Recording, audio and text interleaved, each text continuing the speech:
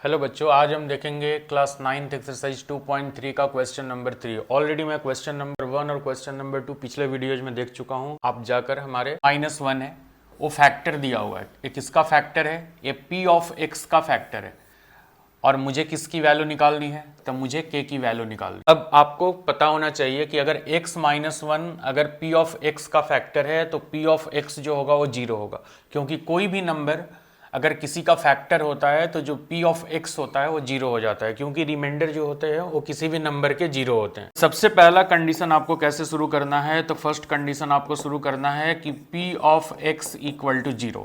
ऐसा इसलिए मैं बोल रहा हूँ कि since x-1 is a factor of px। x-1 जो है वो किसका फैक्टर है? p ऑफ x का फैक्टर है। तो अगर मैंने p of x equal to 0 कर दिया तो p ऑफ x की वैल्यू यहां से पुटअप कर देते हैं, तो x square plus x plus k equal to 0। और मुझे x के जगह क्या रखना है? +1, क्योंकि x-1 अगर इसका फैक्टर है तो x-1 को अगर हम 0 करेंगे तो यहाँ से x की वैल्यू क्या आएगी? x की वैल्यू 1 आएगी। तो मुझे क्या करना है कि जहाँ जहाँ पे x दिख रहा है वहाँ पे मुझे 1 रख देना है। तो 1 का square plus 1 plus k equal to 0। तो 1 का स्क्वायर 1 होगा, 1 plus 1 plus k equal to 0। तो के की वैल्यू यहाँ से आ जाएगी -2। 1 प्लस 1 2 आएगा, 2 को राइट साइड में शिफ्ट करेंगे तो इसका आंसर आ जाएगा -2। तो ये के की वैल्यू आ गई। अब देखते हैं क्वेश्चन नंबर 3 का सेकंड पार्ट। सेकंड पार्ट में क्या बोल रहा है कि p ऑफ x दिया है 2x square plus kx plus √2 और आपको k की वैल्यू बतानी है कि k की वैल्यू क्या होगी। सेम क्वेश्चन है कि x-1 इसके लिए फैक्टर है। तो सबसे पहले कंडीशन हम क्या लिखेंगे कि since x-1 is a factor of px। एक क्वेश्चन में गिवन है तो x-1 क्या है? p ऑफ x का फैक्टर है। तो मुझे क्या करना होगा? p of x equal to 0। अब p ऑफ x की वैल्यू कितनी है? 2x square plus kx plus √2 equal to 0। और मुझे x की वैल्यू क्या रखनी है? x की वैल्यू 1 रखनी है, क्योंकि हमारे पास क्या है कि x-1 को 0 इक्वेट करेंगे तो x की वैल्यू यहाँ से 1 आएगी। तो मुझे अब रखना है 2 मल्टीप्लाइड बाई 1 का square plus k multiplied by 1 plus √2 equal to 0। यहाँ से आ जाएगा 2 multiplied by 1 plus k plus √2 equal to 0। तो यहाँ से आ गया k प्लस 2 प्लस √2, इसको साथ में लिख देते हैं इक्वल टू 0। और इन दोनों नंबर को उधर शिफ्ट कर देते हैं तो ये निगेटिव हो जाएगा और उधर जाएगा तो निगेटिव हो जाएगा। और यहाँ से मैं निगेटिव कॉमन लूँगा तो ब्रैकेट के अंदर आ जाएगा 2 प्लस √2 और ये हो गया इसका फाइनल आंसर। अब देखते हैं क्वेश्चन नंबर 3 का थर्ड पार्ट क्या है। तो थर्ड पार्ट में भी क्या है कि x-1 इसके लिए भी फैक्टर है। तो यहाँ पे सबसे पहले स्टार्टिंग कैसे करना होगा कि since x-1 is a factor of px, factor of p of x। तो मुझे कंडीशन क्या लेना है? p of x equal to 0। और p ऑफ x की वैल्यू कितनी है? kx square -√2x plus 1 equal to 0। अब यहाँ पे मुझे पता है कि सिंस x-1 को 0 से इक्वेट करना है तो यहाँ से x की वैल्यू कितनी आएगी? 1। तो यहाँ पे लिखेंगे k मल्टीप्लाइड बाई 1 का square -√2 into 1 plus 1 equal to 0।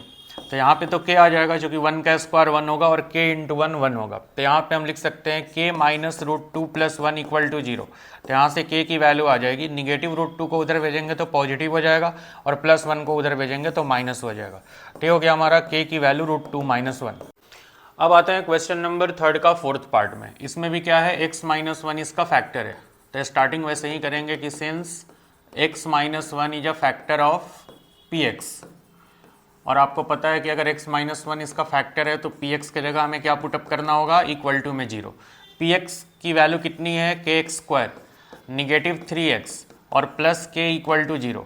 अब यहाँ पे लिखेंगे since x-1 equal to 0 therefore x equal to 1। अब मैं x के जगह 1 रख दूंगा तो k मल्टीप्लाइड बाई 1 का square -3 into 1 plus k equal to 0। तो यहाँ से आ गया, यहाँ पे दो बार k दिख रहा है तो अपने को यहाँ पे k इंटू 1 का स्क्वायर k होगा, k -3 plus k equal to 0। अब k और k को क्लब कर लेते हैं तो बन जाएगा 2k और -3 को उधर शिफ्ट कर देंगे तो हो जाएगा +3। तो k की वैल्यू कितनी आ गई? 3/2। और ये हो गया k का फाइनल आंसर क्वेश्चन नंबर 3 का फोर्थ पार्ट। अब है नेक्स्ट क्वेश्चन, क्वेश्चन नंबर 4 में। तो यहाँ पे इस प्रॉब्लम का मिडिल टर्म स्प्लिट करना है और देखो कैसे आप मिडिल टर्म स्प्लिट करोगे। तो सबसे पहले आप x स्क्वायर का कोएफिशिएंट लिखो, x का कोएफिशिएंट लिखो और कांस्टेंट टर्म लिखो। तो सबसे पहला स्टेप क्या करना है?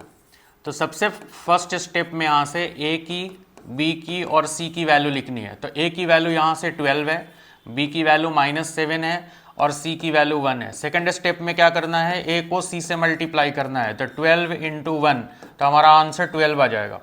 अब थर्ड स्टेप में क्या करना है, तो थर्ड स्टेप में क्या करना है कि -7x को हमें ब्रेक करना है। तो -7x को ऐसे ब्रेक करना है कि दो नंबर जो हम लिखेंगे उन दोनों नंबर का जो सम है वो -7x आना चाहिए, और इन दोनों नंबर का जो मल्टीप्लीकेशन है वो क्या आना चाहिए, 12x² आना चाहिए। 12x² × 1, चूंकि a को हमने c से मल्टीप्लाई किया तो 12 आ रहा है, तो अब इसका मल्टीप्लीकेशन आना चाहिए 12x²।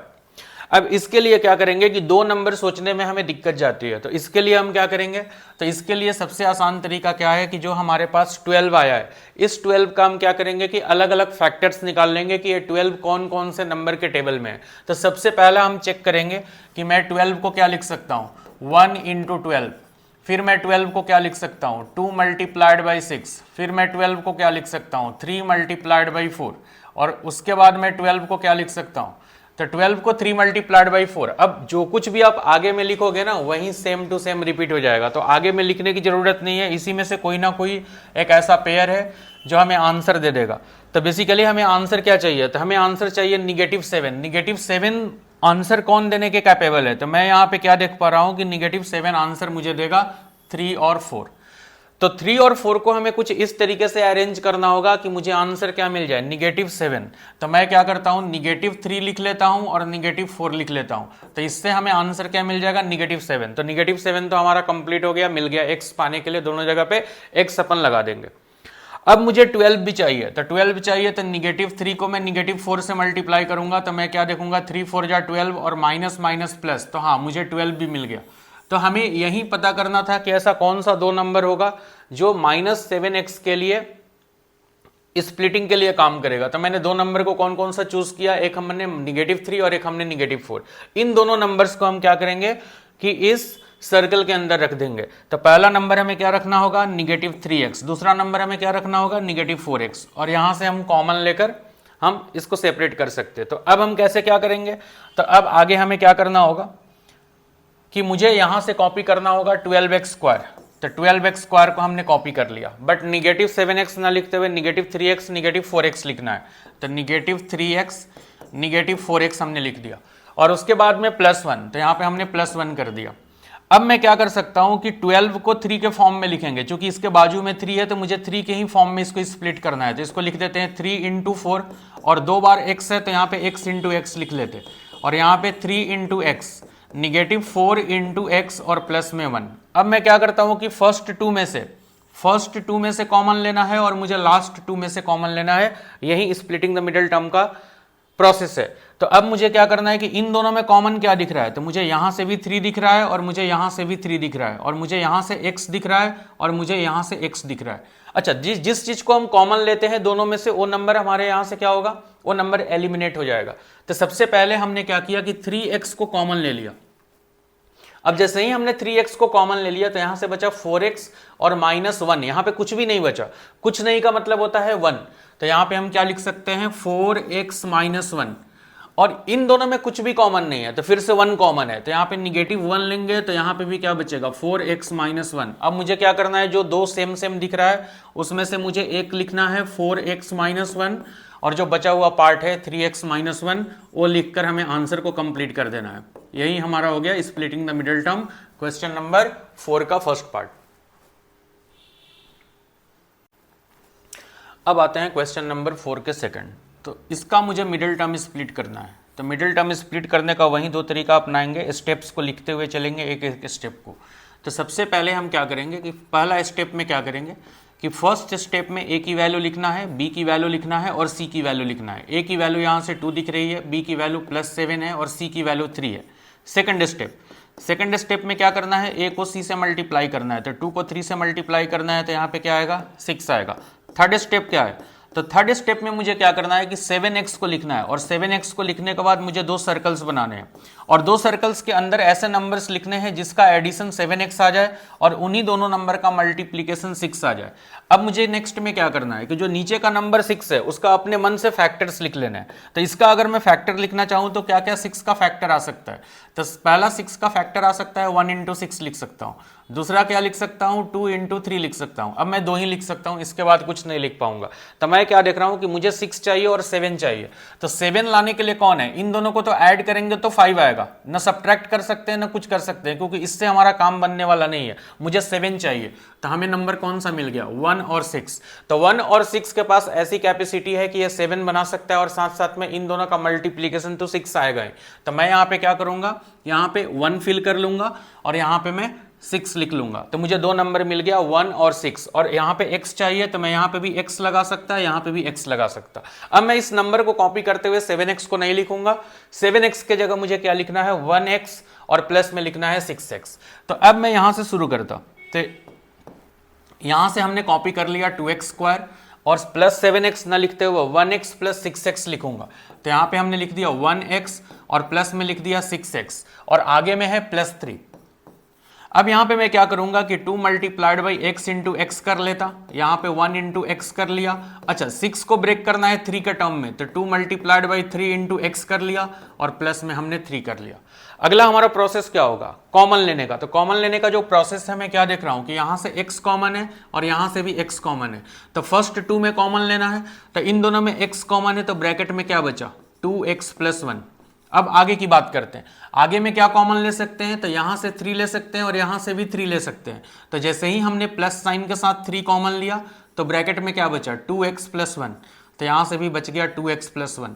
अब मुझे क्या दिख रहा है कि दोनों जगह पे 2x + 1 बच गया। तो दोनों जगह पे अगर 2x + 1 बच गया तो मुझे दो में से एक ही लिखना होता है 2x + 1 और यहां पे हम बचे हुए पार्ट को लिख देंगे x + 3 और ये हो गया हमारा कंप्लीट आंसर, क्वेश्चन नंबर 4 का सेकेंड पार्ट। क्वेश्चन नंबर 4 का थर्ड। अब थर्ड में क्या करना है कि वहीं सेम टू सेम स्टेप को फॉलो करना है। तो चलिए सबसे पहले मैं पहला स्टेप लिख लेता। तो पहला स्टेप में हमें क्या करना है कि a, b और c की वैल्यू लिखनी है।